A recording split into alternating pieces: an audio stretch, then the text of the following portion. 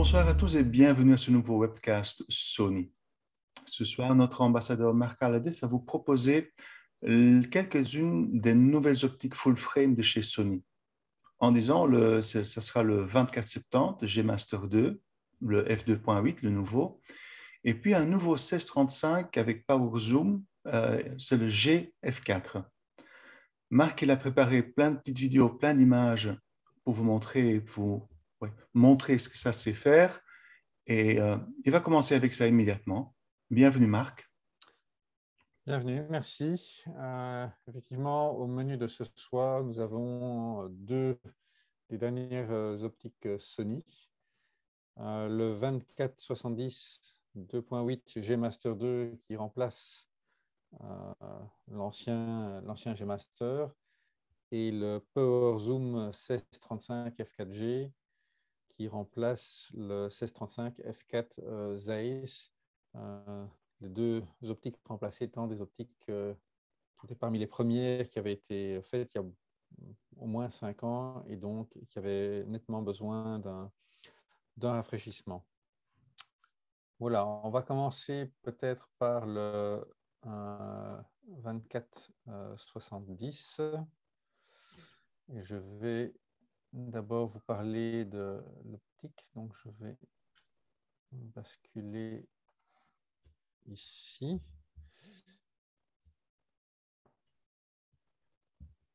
Voilà. Vous voyez l'optique à l'écran? Oui, on la voit. Voilà. Donc, première chose, c'est qu'elle est très, très légère par rapport à tous ses concurrents. Donc, elle est 150 grammes plus légère que l'ancien G Master. Et par rapport à tous les autres concurrents du marché, elle est jusqu'à 80% plus légère par rapport à l'optique la plus lourde. C'est la seule optique qui a, en zoom, qui a une bague d'ouverture. Vous entendez qui est soit avec clic, soit il y a un petit bouton ici sans clic, ce qui est vraiment bien pratique pour la vidéo. Donc voilà, elle est sans clic. On peut également passer en position A, ce qui veut dire que la commande se fera via le boîtier de manière classique. Donc ça, c'est déjà une caractéristique, cette bague d'ouverture qu'on ne retrouve nulle part ailleurs et que vous retrouverez à la fois sur le PZ735 qu'on couvrira tout à l'heure, mais également sur, voilà ici, le 70-200 2.8 G Master 2 qui dispose aussi de cette bague d'ouverture. Donc ces trois optiques, 16-35, 24-70 et 70-200 ont toutes cette bague vraiment dédiée pour la vidéo, mais aussi en photo, qui est très agréable pour avoir des changements d'ouverture tout doux en vidéo et avoir une commande un peu plus tactile pour le changement d'ouverture que personnellement je préfère, comme on retrouve sur la plupart des optiques G Master focale fixe de chez Sony. Alors, dans les autres particularités, on retrouve bien entendu les boutons AFMF, les boutons de maintien de mise au point qu'on peut programmer. Le Iris Lock qu'on trouve ici permet de valider soit la position A pour commander l'ouverture via le boîtier, soit de se fixer sur la bague d'ouverture. Dans les petites particularités, on remarquera également un petit bouton Smooth ou Tight qui permet de régler la douceur ou la dureté du zoom. Tight, on l'utilisera le plus souvent en vidéo pour avoir des zooms très progressifs et lents. Et on se mettra en smooth, où c'est beaucoup plus rapide pour de la photo, pour aller rapidement à la focale désirée. Alors, petit raffinement qu'on ne retrouve pas d'habitude sur des 24-70, mais plutôt sur des téléobjectifs. On a une petite trappe dans le pare-soleil qui permet donc d'accéder à un filtre CPL sans devoir enlever le pare-soleil si nécessaire. Alors, de manière classique, on a quand même, pour un 24-70, c'est le cas de tous les 24-70, le zoom n'est pas interne, donc l'optique s'étend quand on doit zoomer. Donc voilà pour les caractéristiques physiques de l'objectif.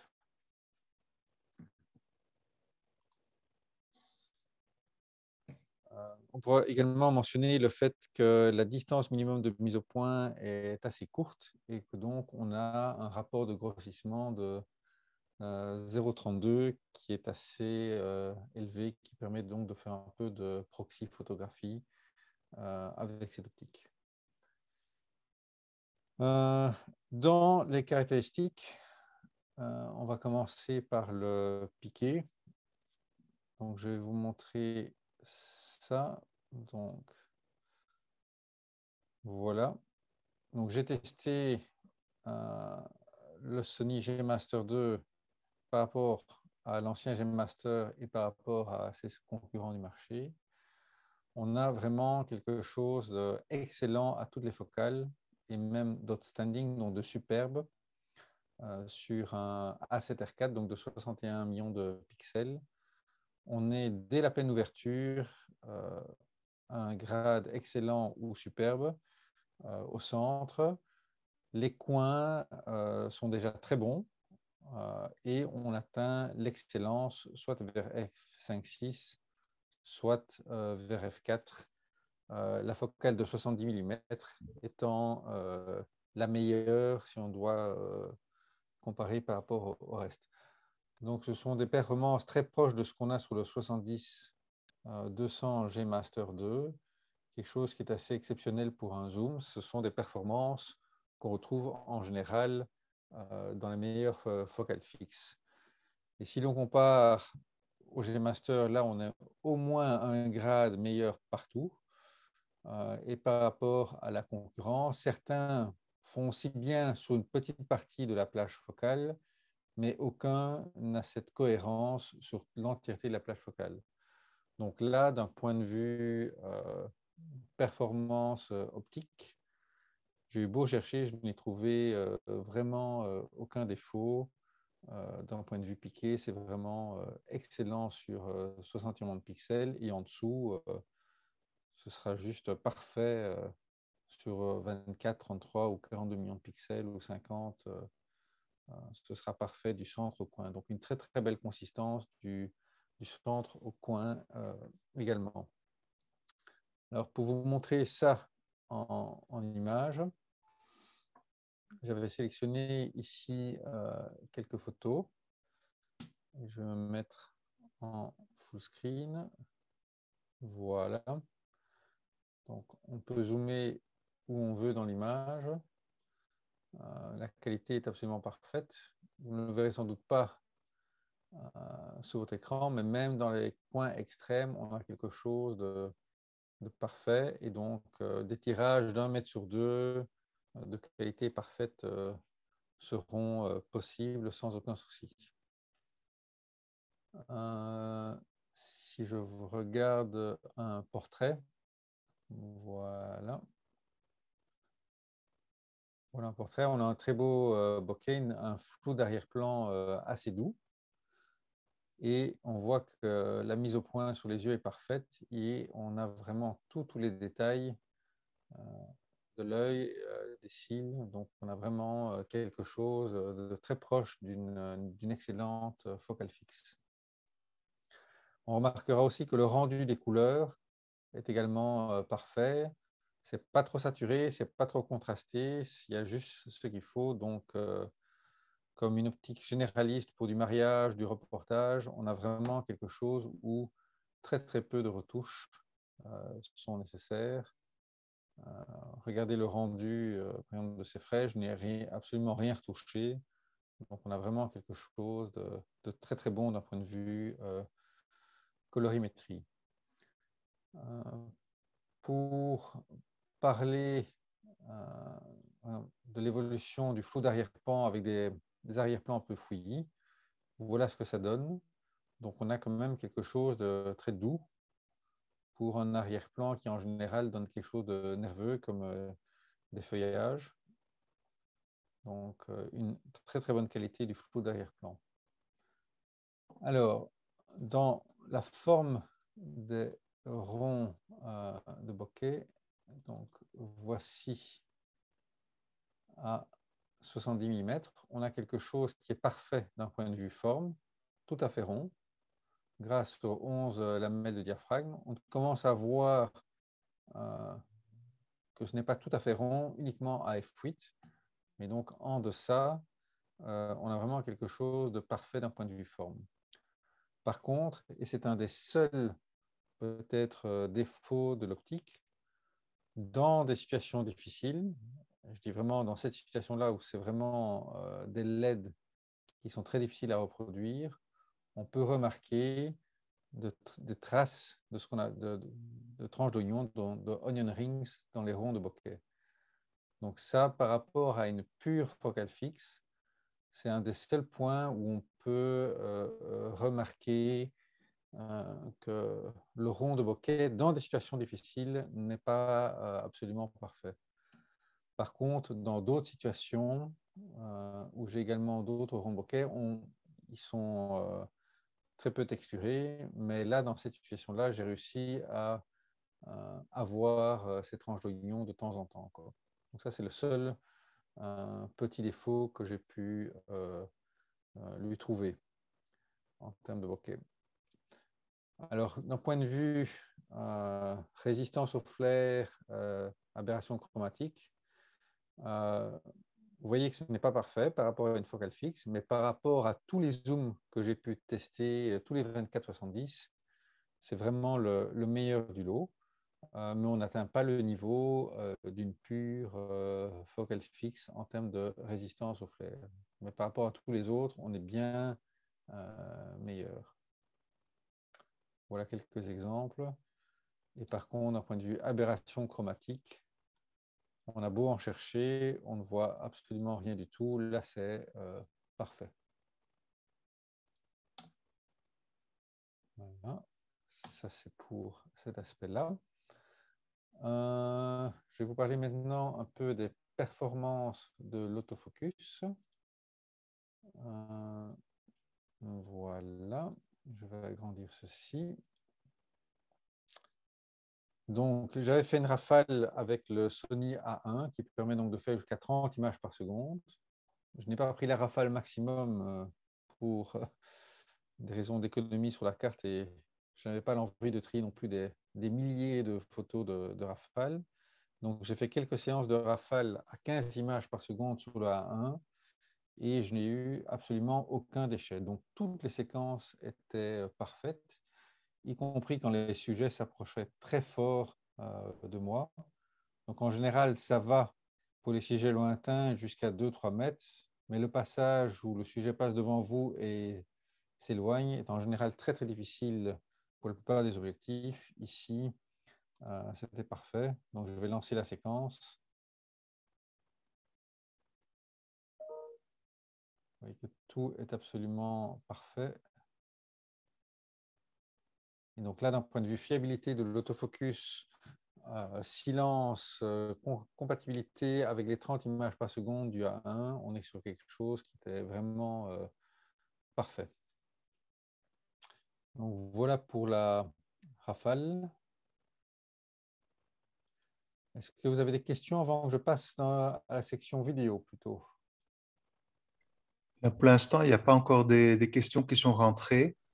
D'accord. Donc, s'il y a des questions, s'il y a quelqu'un a une question, c'est maintenant le moment de la poser. Attendez, parce que là, elle arrive. C'est simplement Mehdi qui dit bonjour. Bonjour Mehdi. Voilà, donc je vais passer un peu à la section vidéo. Et donc là, je vais me remettre ici. Attendez, il y a quand même une question qui est encore arrivée. Oui. Les photos que tu viens de montrer, c'était des RAW ou des JPEG? Et si c'était des JPEG, quel profil est-ce que tu as utilisé? Quel Creative Look? C'est toujours des RAW. Voilà. C'est toujours des RAW. Évidemment, quand je les exporte, c'est du JPEG, mais je ne travaille que en RAW. Voilà. Et alors là, peut-être quelque chose à mentionner. Euh, je vais vous montrer l'ensemble des photos. Ouais, c'est ceci. Donc, ceux-ci sont les RAW non corrigés, mais Lightroom et la plupart des autres logiciels comme Capture One et autres euh, corrigent automatiquement donc, la distorsion et le vignettage. Donc voilà, au 24 mm, on voit une déformation en varié classique. À 34, il n'y a quasiment rien, un tout petit peu. À 50, on a une déformation en coussinet qui est assez marquée. On voit la différence. Et à 70, également en coussinet. Vous voyez aussi le vignettage qu'on voit dans les coins. Mais Lightroom vous corrige tout ça automatiquement et sans aucune perte de qualité dans les coins. Donc ça, c'était pour la distorsion et le vignettage que j'avais oublié de mentionner. Passons, si vous le voulez bien, à la partie vidéo. Donc, j'avais fait quelques vidéos d'exemples. Voilà, je vais lancer tout ça. Donc ici, on voit les ronds de bokeh et grâce à la bague d'ouverture sans clic, on arrive à faire une variation très douce et en continu, ce qui n'est pas le cas quand on doit manipuler avec la molette du boîtier où on a des à-coups. Ici, grâce à cette bague d'ouverture sur un zoom, ce qui est vraiment très peu courant et assez exceptionnel, on a cette douceur dans la variation des ronds de bokeh et pas d'à-coups visibles quand on filme. Vous voyez la douceur du flou d'arrière-plan qui est vraiment très très bonne au niveau d'une focale fixe. Je vais aller un peu plus loin dans la vidéo. Alors, en termes de focus breathing, qui est la variation de l'angle de prise de vue quand on passe d'un sujet proche à lointain, il y a une très très légère variation, un très faible focus breathing, mais c'est vraiment très faible. Un tout petit peu plus marqué à 35. 50, c'est parfait. Vous voyez, le cadrage reste identique. 70, un peu plus marqué. Mais on est dans des très, très, très bonnes performances à ce point de vue-là. On a aussi, mais là je ne l'ai pas sous la main, j'ai fait un test pour voir si l'optique était parfocale et c'est bien le cas. Donc si on fait la mise au point en manuel sur un sujet et qu'on zoome, la mise au point reste constante. Donc, on ne doit pas refaire la mise au point quand on zoome. Donc c'est une caractéristique très recherchée quand on fait de la vidéo. Alors le live en vidéo est également parfait. Vous voyez les transitions proche-loin, faites en douceur, de manière parfaite. Il n'y a pas de pompage de l'optique. Tout ça fonctionne parfaitement. Même pour des tout petits sujets comme ces clochettes, ces fleurs qui étaient toutes petites, ils gardent la mise au point et le tracking, alors qu'avec d'autres, parfois, la mise au point saute sur les petits sujets.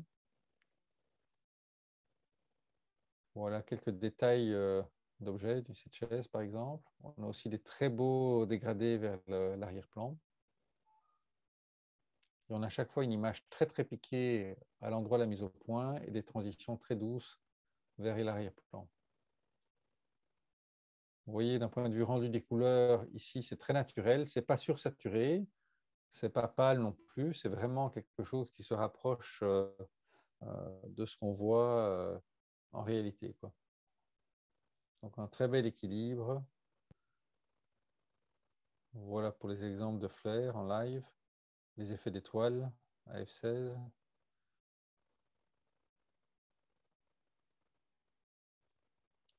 Un peu plus loin. Voilà un zoom maintenant.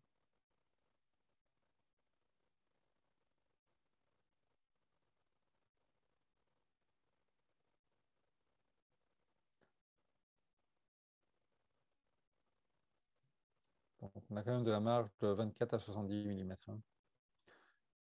Alors, je vais passer. Voilà, par exemple, dans cette scène, on a également énormément de détails un peu partout.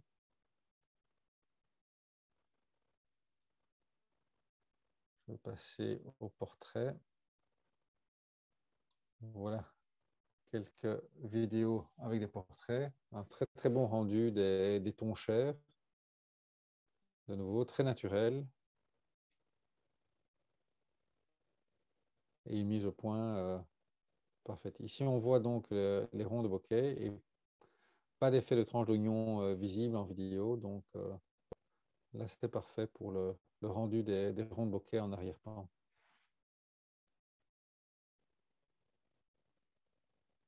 Et on a bien tous les détails de la peau sans pour autant que ce soit trop agressif ni trop dur pour le rendu des peaux.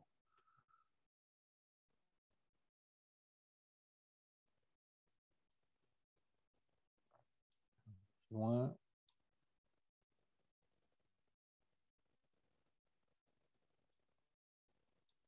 Voilà, je vais arrêter là pour la vidéo. Est-ce que vous avez des questions encore pour cette partie vidéo du 24-70? Non, il n'y a pas des questions spécifiques ici dessus. Il y avait seulement une question concernant en photo quel bouton donc programmable que tu insistes vraiment que ça soit programmé, mais ça dépend vraiment de la photo que la personne fait, du genre de photo et de la caméra aussi. Oui, moi en général, comme j'ai bien personnalisé tous mes boutons, le bouton sur l'objectif, moi en général je travaille donc en vue par vue, pas nécessairement en rafale, mais j'ai programmé le bouton sur le côté en rappel personnel de maintien, c'est-à-dire Recall Custom Holds, donc qui permet de programmer un mode qui est activé quand on appuie. Et j'ai programmé là-dessus la rafale avec une vitesse élevée. Et donc, je fais mes photos normalement, mais si j'appuie sur le bouton, il passe immédiatement en tracking large, 20 images par seconde, enfin, le maximum que le boîtier permet. Et au moins 1 millième de seconde. Donc, s'il y a un sujet tout à coup rapide qui apparaît, que je veux immédiatement passer en rafale, ça me permet de passer dans ce mode-là. C'est comme ça que moi, en tout cas, je l'ai programmé sur mes boîtiers en général, quoi. Voilà. Mais chacun voit en fonction de sa pratique. Certains utilisent le mode APC sur ce bouton. Il y a 1000 usages possibles en fonction de qu'est-ce qui est utile pour vous, mais qui nécessite une action en général rapide et immédiate où on ne veut pas devoir repasser par les menus, quoi. Voilà, j'espère que ça a répondu Merci à la Marc. question. Donc ça, je vais fermer. Alors, si vous voulez encore plus de détails sur le 24-70, vous retrouvez ça sur mon blog. Et là, vous avez vraiment tous les exemples détaillés, les images que j'ai montrées dans les exemples, la partie chiffrée, et vous avez bien entendu en début d'article le lien vers mon site Flickr où vous trouverez toutes les images en pleine résolution que vous pouvez télécharger. Donc, si vous voulez voir exactement ce que ça donne à 100% en faisant des crops sur une image de 60 millions de pixels, vous avez ici toutes les images que vous pouvez télécharger et examiner à loisir. Voilà. Et donc, tous les détails seront sur le blog si vous voulez plus d'informations sur ce 24-70. Donc, en conclusion, c'est une optique qui était, comme on dit en anglais, boring, hein, qui était un peu pas très passionnante à tester parce que j'ai quasiment trouvé aucun défaut. Donc, elle était parfaite à tout point de vue. Donc, très difficile de trouver quelque chose à dire, à critiquer, etc. parce qu'elle était la meilleure dans tous les domaines. Donc, c'est un vrai, je dirais, une optique de travail qui vous satisfera en toute occasion. Si vous ratez la photo avec, c'est votre faute, quoi. Elle est vraiment parfaite à tout point de vue et bon, elle vaut son prix.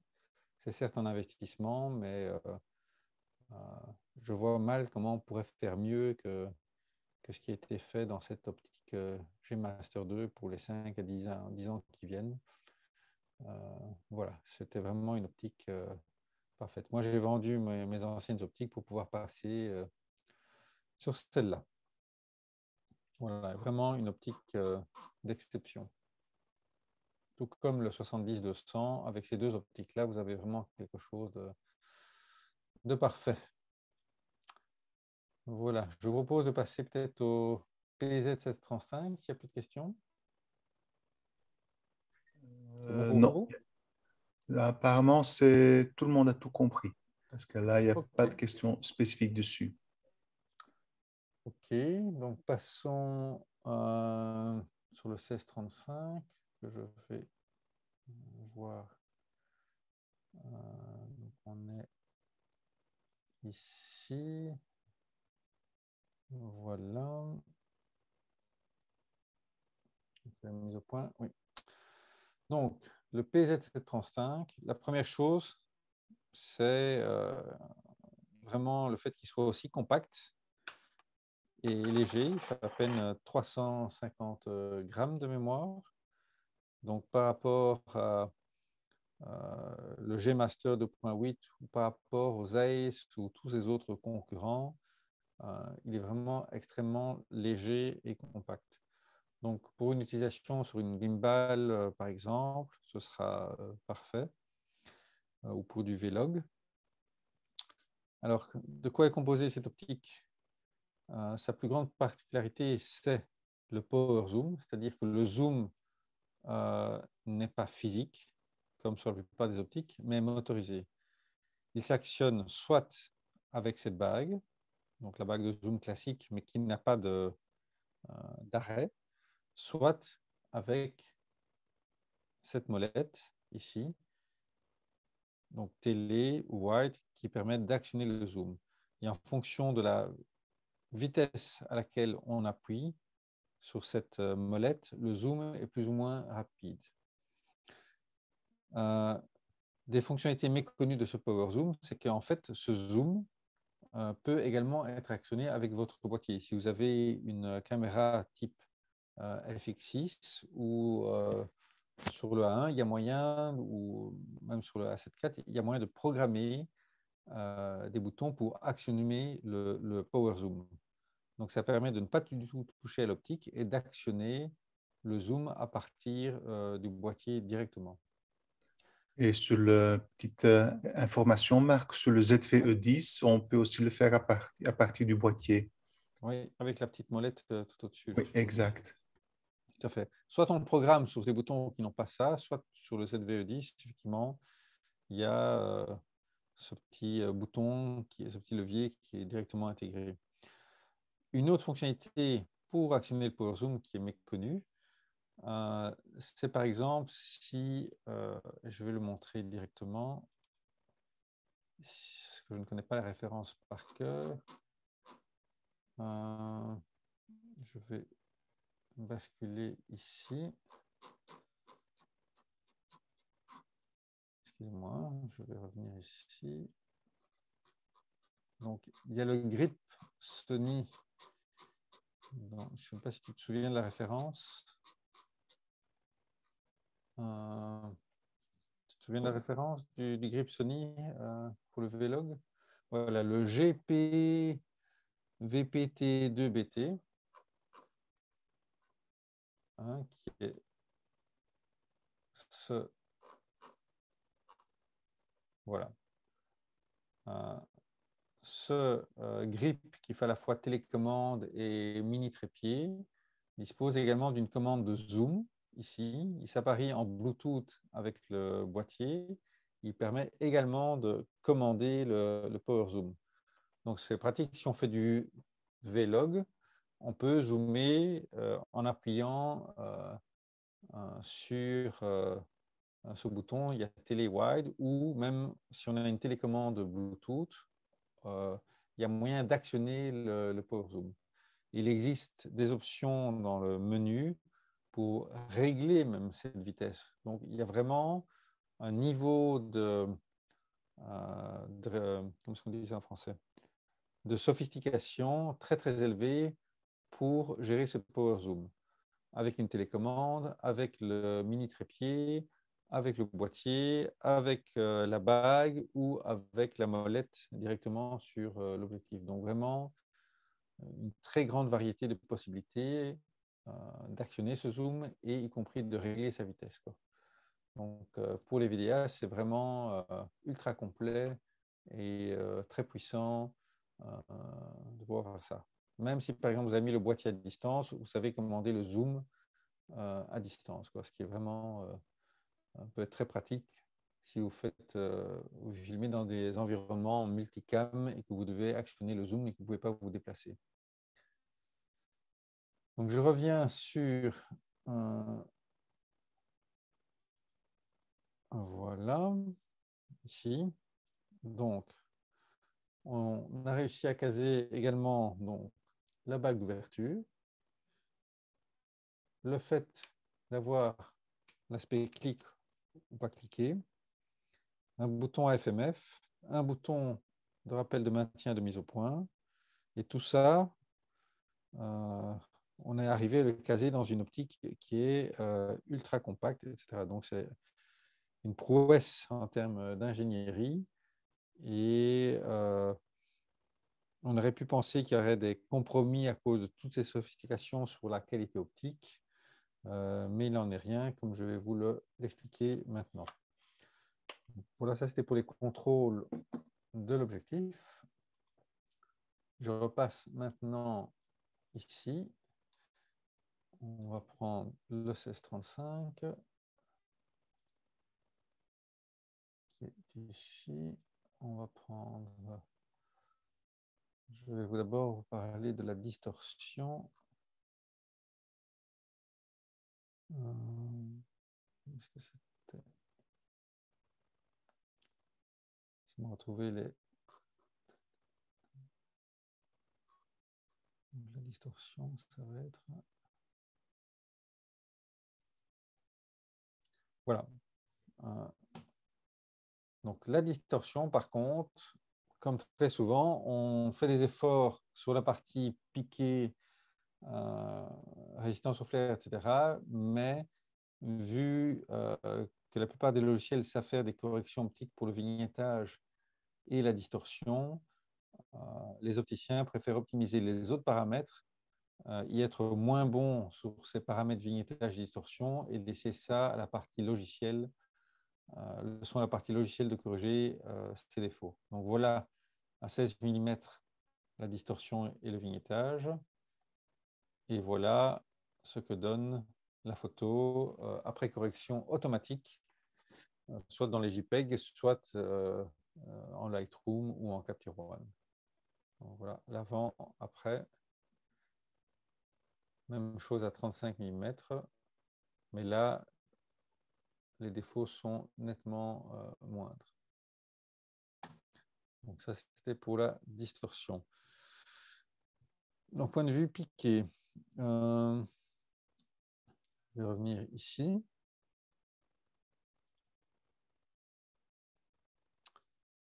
Voilà, donc on a ici le PZ1635 que j'ai comparé au G-Master, au 1635 F4 Zeiss, donc l'ancienne version, et aux autres concurrents du marché. On a vraiment des performances. Je m'attendais à quelque chose de très bien, mais pas d'excellent, mais j'ai été vraiment surpris par la qualité du piqué de cette optique. On a des résultats qui sont vraiment superbes, excellents, des coins qui sont très bons, qui deviennent même excellents en fermant. Les performances, en fait, sont très, très similaires au 1635 G-Master, qui est beaucoup plus cher. Certes, celui-là ouvre à f2.8, mais vous voyez que le G-Master à f2.8 sur 71 pixels n'atteint pas l'excellence. Il est juste, entre guillemets, très bon. Quand on ferme un f4, qui est la focale équivalente du PZ, c'est excellent, mais le PZ est même meilleur que le G-Master, par exemple, à 16 mm. Et pour tous les autres points, il est quasiment aussi bon. Le PZ est très légèrement moins bon dans les coins à 35 mm, mais sinon, on a quelque chose vraiment de... C'est très difficile de distinguer les deux en termes de qualité de piqué et d'optique. Donc, on est certes à 1500 € pour le PZ, mais on a les performances du G-Master qui vaut 2300 €, quoi. Donc, vraiment une performance optique exceptionnelle. Et si on compare à l'ancien Sony 1635 Zeiss, qui lui, vraiment, à 35 mm, était juste moyen à f4, on a vraiment des performances d'un tout autre ordre. Et si on regarde les concurrents qui sont là, on est loin au-dessus de la concurrence, quoi. Donc vraiment, ce PZ1635 F4G, j'étais très surpris de la performance de cette optique F4. En général, les optiques F4 sont un peu moins bonnes que les 2.8 G Master. Ici, ce n'est pas le cas. On a vraiment quelque chose d'exceptionnel en termes de piqué de l'optique. Donc, pour vous montrer ça sur quelque chose de réel, voilà. On avait par exemple ici une photo de mon chat. Si je zoome sur l'œil, on a quelque chose d'absolument parfait. On voit tous les poils. Il y en a quelque chose de ultra piqué. On voit vraiment tous les pores du museau. On a vraiment quelque chose d'exceptionnel en termes de performance. Si je prends quelque chose comme ceci, d'un peu plus classique, pour un 1635, eh bien, c'est absolument parfait. Quel que soit l'endroit où on regarde, on a quelque chose vraiment d'excellent. On voit quand même une très, très, très légère baisse de piqué dans les coins à 16 mm, mais pas à 35 mm. Donc, les coins à 16 mm ne sont que très bons à excellents, alors que tout le reste est superbe. Mais donc, c'est vraiment quelque chose d'assez exceptionnel, surtout qu'ici, on est sur du 61 millions de pixels, donc qui est ultra, comment est-ce qu'on dit en français, demanding, ultra exigeant en termes de qualité d'optique. Donc, on a vraiment quelque chose pour du paysage, de l'architecture qui convient parfaitement. Encore une autre photo ici. On peut zoomer où on veut. On voit tous les détails des fenêtres. Donc, on a vraiment quelque chose de parfait, quel que soit l'endroit où on regarde. Alors, d'un point de vue, ok, certes, c'est un F4, donc il ne faut pas s'attendre à voir des grands flous d'arrière-plan, ni des très grands ronds de bokeh, mais on a quand même, grâce à la très faible distance de mise au point, on a quand même quelque chose qui est pas mal du tout, surtout à 35 mm f4. Voilà ce qu'on peut obtenir. Voilà, le flou d'arrière-plan est pas mal, mais fait à 16 mm, on n'a jamais, même avec des optiques G-Master, quelque chose de super doux en termes de flou d'arrière-plan, mais on a des performances qui sont toutefois très bonnes pour un zoom 16-35 à 16 mm. Donc voilà, c'est moins doux que le 24-70 G-Master 2, mais pour un 16-35, c'est vraiment très bien déjà. Là, le G-Master est légèrement supérieur en termes de douceur du flou d'arrière-plan. D'un point de vue aberration chromatique et résistance au flair, c'est bon. Ouais, donc on est qu'à F4, donc on aura en général peu d'aberration chromatique. On a des beaux effets d'étoiles. On va repasser ici également. On a un petit peu de flair quand même dans des situations très difficiles, mais c'est assez léger. Donc, pas au niveau du focal fixe comme on pouvait s'y attendre, mais vraiment quand même de très bonnes performances également sur ce point comparé aux autres optiques. Voilà, quelques effets voilà, de très faible profondeur de champ. Donc même à F4, grâce à la très faible distance de mise au point, on arrive à flouter tout l'arrière-plan pour ce genre de détails. On peut voir. Alors, si je prends du portrait, là ce sera vraiment à du 35 mm, hein, plutôt que 16. On a un niveau de piqué inouï ici. Pour les yeux, on a vraiment quelque chose de ultra piqué. Au même niveau que le 24-70 G Master 2, et presque même un peu trop piqué pour du portrait, puisque ce n'est pas une optique à portrait nécessairement. Donc, c'est assez contrasté pour les peaux, mais on obtient quand même d'excellents résultats. Je peux prendre une autre photo. Prendre celle-ci. Voilà. Même chose ici. Excellent résultat sur les yeux. Un peu plus d'ISO, parce que là, on est à 1600 ISO. On est à f4, hein, donc voilà. Si je reprends une autre photo, on a de nouveau un piqué superbe. On voit tous les cils, ici, tous les sourcils. On voit même la poudre du fond de teint, ici. On voit tous les détails. Donc, on a vraiment quelque chose d'exceptionnel en termes de piqué. Et vous voyez qu'à 35 mm, le flou d'arrière-plan est tout à fait bon, assez relativement doux. À 16 mm, évidemment, c'est un peu moins le cas. Donc, je vais maintenant passer aux performances de l'autofocus. Donc, je vais me répéter, c'est la même histoire que pour le 24-70. Les performances sont tout simplement excellentes avec les nouveaux moteurs AF qui équipent les derniers G Master. On a quelque chose de parfait en termes d'autofocus et évidemment compatible avec les 30 images par seconde du Sony A1. Donc vraiment, d'un point de vue AF, il n'y a aucun souci, c'est juste parfait. J'ai épluché les centaines de photos à la recherche d'une image ratée et je n'ai rien trouvé. Voilà pour cet aspect-là. Alors, est-ce que vous avez des questions avant que je passe à la partie vidéo, qui est le cœur même du PZ? Voilà, il y avait une question tout au début euh, sur le sujet du Power Zoom. La question était, est-ce qu'on sait aussi utiliser le Power Zoom avec l'appli sur le téléphone? Alors, normalement, oui, mais je ne l'ai pas encore essayé. Donc, J'avoue que je n'ai pas essayé non plus, puisque je préfère, dans ces situations-là, pour avoir quelque chose qui répond directement, etc., j'ai la télécommande Bluetooth avec un bouton vraiment tactile qui me permet de plus d'oser de faire ça,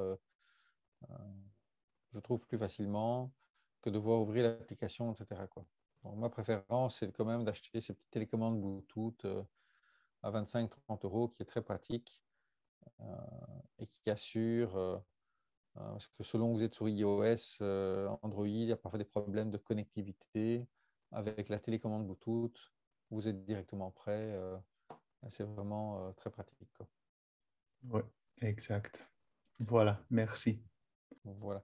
Là, c'est juste pour vous montrer une petite différence. Vous voyez que la distance minimum de mise au point est différente entre le Sony Zeiss et le Sony PZ. Et donc, on a des plus gros ronds de bokeh. Vous voyez qu'ils sont aussi beaucoup plus ronds par rapport à l'ancienne version Sony Zeiss et qu'il y a beaucoup moins de tranches d'oignon dans les nouvelles versions, quoi, dans la taille des ronds de bokeh.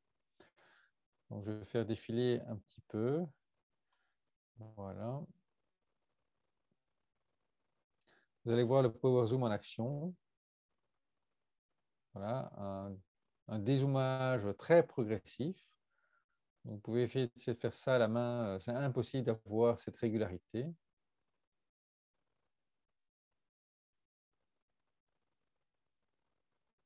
Donc le flou est quand même très doux.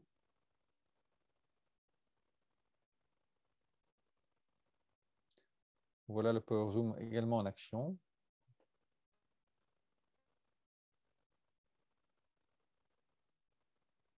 En vitesse moyenne.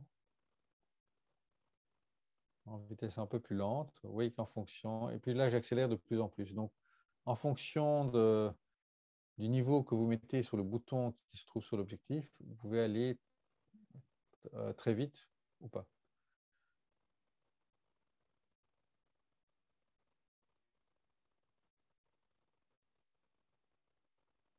Là, c'est en retour rapide. Vous voyez qu'il y a moyen d'aller vite. Donc voilà, ça c'est le focus breathing. Donc aucun focus breathing. Donc là, c'est meilleur que le 24-70 G Master 2. Vraiment, comme c'est une optique destinée à la vidéo, on a vraiment des performances vidéo exceptionnelles. Voilà le test où je me suis mis en mise au point manuelle sur le Playmobil. Je zoome et la mise au point est parfaitement respectée, ce qu'on ne retrouve en général que sur des optiques vidéo assez haut de gamme. Donc voilà, ce sont les ronds de bokeh. Je vais un peu passer. Je passe à l'aspect là. Voilà, on a des très belles choses. Vous voyez quand même des très beaux flous d'arrière-plan à 35 mm. Voilà, en s'approchant de très près. Vous voyez tout le flou qu'on arrive à avoir quand même.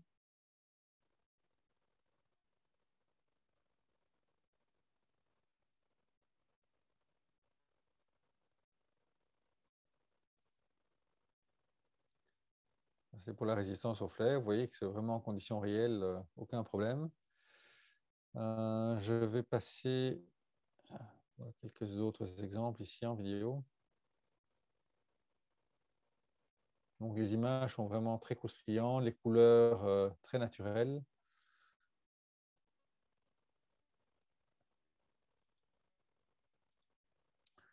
Je passe un petit peu. Voilà quelques exemples de portraits également.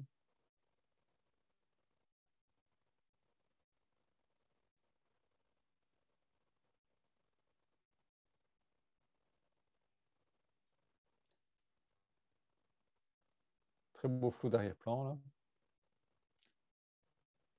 Ça reste très doux. Et sur un écran 4K, on a vraiment quelque chose qui est parfait.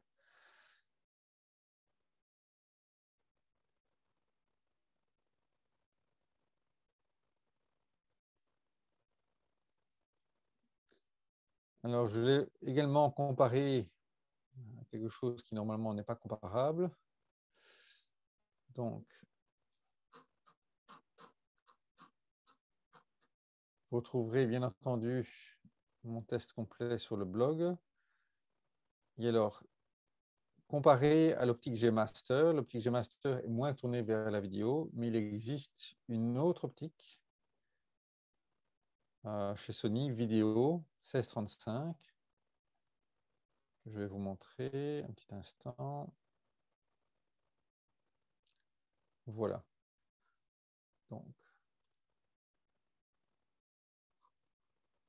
Donc le 1635,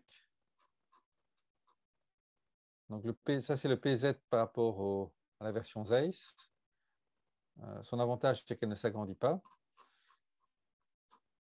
Vous avez également une autre optique chez Sony, qui est la version cinéma du 1635, qui est le PZ 1635 T3.1. T3.1, c'est le facteur de transmission, donc correspond au 2.8, qui dispose donc du power zoom, etc. également, mais qui coûte plus de 6 500 € et qui optiquement ne fait pas mieux. Donc ici, on a vraiment quelque chose optiquement au niveau de cette optique-ci. Bon, celle-là a l'avantage de pouvoir être utilisée avec des follow focus unit pour commander via les bacs crantés toute une série pour avoir plus de contrôle encore en vidéo. Mais en termes de pure performance optique, on a le même genre de power zoom, le même genre de performance optique, avec une optique qui est beaucoup plus petite, beaucoup moins chère, beaucoup moins volumineuse et plus pratique à utiliser. Donc, on a vraiment, pour le prix, entre ces deux optiques, à part l'aspect contrôle avec les bagues d'ouverture crantées, on a quelque chose vraiment d'équivalent pour un prix, somme toute, tout à fait raisonnable en vue des performances optiques et de l'ergonomie vidéo qui a été apportée. Voilà, je crois qu'avec ça, je conclue ma présentation du 1635 PZ.